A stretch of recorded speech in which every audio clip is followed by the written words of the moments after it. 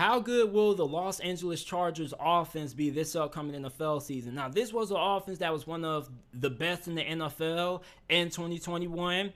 Going into 2022, there's no reason why it shouldn't get better. Potentially could be the second best offense in the league behind the Cincinnati Bengals. Justin Herbert, could he end up winning MVP this season? You improve the offensive line. As a matter of fact, this is probably the best offensive line that the LA Chargers have had in the last couple of years. You have Slater at left tackle, Matt Filer there at left guard. Your center is going to be Corey Linsley. And then you have right guard Zion Johnson. However, who's going to be starting at right tackle? That's where the talk has been this offseason, has been for the Chargers, because Storm Johnson struggled last year. And it looks like him and Trey Pipkins are going to be battling out during training camp and fall camp for that starting right tackle spot. But outside of that, you still have a very phenomenal offensive line. You look at the wide receiver. You have Keenan Allen. I don't understand why some people out there don't think that Keenan Allen is a top 10 wide receiver. But trust me, I have a segment about him coming up very, very soon, because I'm not going to tolerate the Keenan Allen disrespect anymore. Keenan Allen is a top 10 wide receiver. I'm tired of people saying that he's underrated, and I'm tired of NFL fans disrespecting Keenan Allen. Okay? Every NFL head coach and every NFL wide receiver, when you ask them to name their top 10 wide receivers, Keenan Allen is always on their list. However, for some reason, the NFL media feels otherwise. It's okay, Keenan Allen.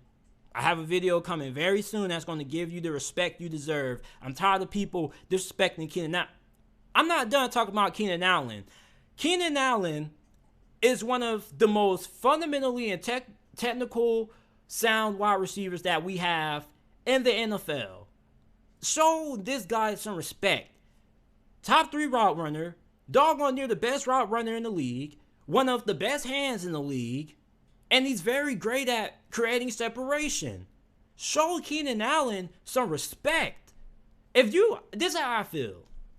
I feel if you don't view Keenan Allen as a top 10 wide receiver, I feel like you're disrespecting the game of football. And even though it is everybody's opinion, I feel if you don't understand what Keenan Allen brings to the table from his intangibles and fundamentals, I don't think you will really have a great understanding of football. And this is really one of the rare times that I would really come out and have an opinion this strong, when I kind of question people's IQ about the game of football. But I just feel that strongly about Keenan Allen, because as a wide receiver playing in high school, who wasn't the most athletically gifted, wasn't that fast, Keenan Allen was the wide receiver that I looked at and modeled my game after.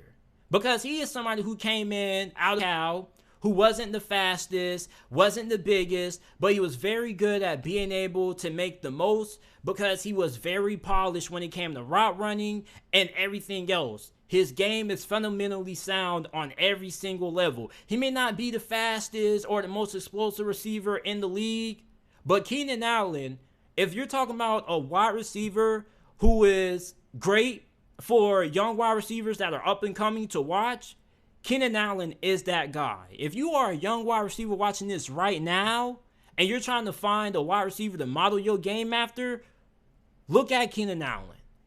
He does it despite being not physically gifted and not being as talented as guys as DK Metcalf or a Tyreek Hill physically. I just can't understand the Keenan Allen disrespect. It really irritates me. It really does. But Mike Williams, you have him coming off a career year. You also have Josh Palmer, who some people think could be in for a breakout season. I don't know about that.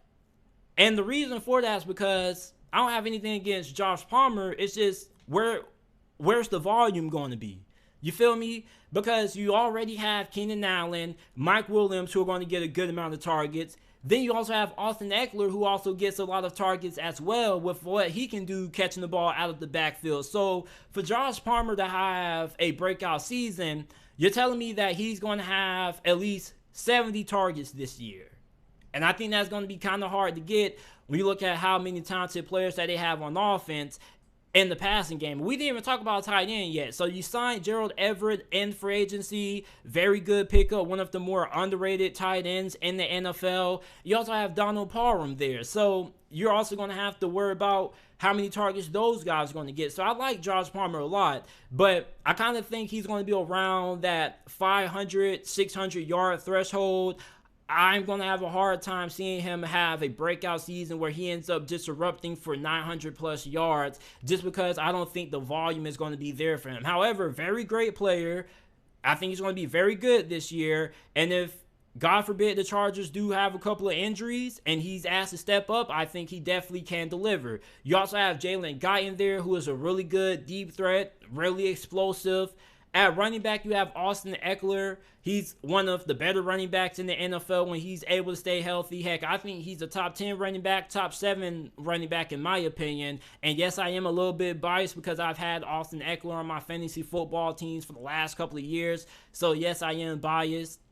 I do love Austin Eckler. He's one of my favorite players in the league. You have rookie running back out of Texas A&M, Isaiah Spiller, who is really interesting to see what his role is going to be. Is he going to be more of the short yardage back, the goal line back? How are they going to use him? Then you have Joshua Kelly, who is going to be your third string running back going into this season. So this is an offense that has a lot of talent, okay? This is one of the most talented offenses in the NFL. And I think that Justin Herbert is going to be in for a MVP caliber season.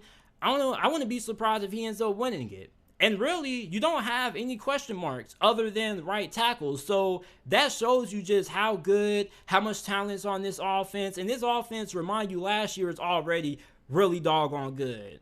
So imagine how good they can be this year with the fact that they improved the offensive line.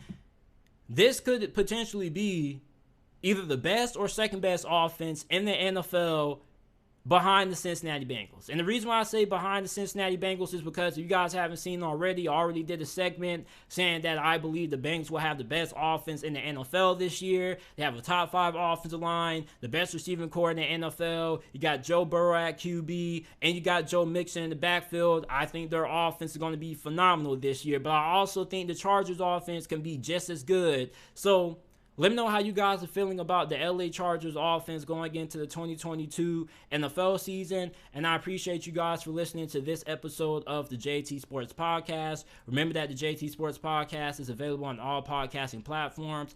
Apple Podcasts, Spotify Podcasts, Google Podcasts, wherever you get your podcasts from, the JT Sports Podcast is available.